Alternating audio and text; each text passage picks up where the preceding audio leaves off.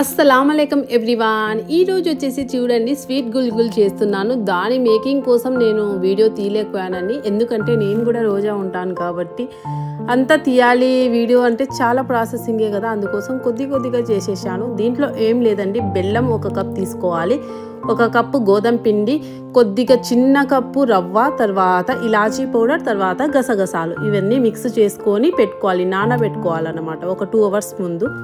అంతే చూడండి, చాలా బాగుంటాయి. నాకు వచ్చేసి ఎప్పుడు ఆల్ టైమ్ ఫేవరెట్ అన్నమాట, అంత బాగుంటుంది. చూసేయండి, దీనికి స్వీట్ గుల్గుల్ అంటాము. భలే యమ్మీగా ఉంటుంది. కావాలంటే రెసిపీ కూడా కామెంట్ చేయండి, నేను షేర్ చేస్తాను నెక్స్ట్ టైం చేసినప్పుడు డెఫినెట్గా.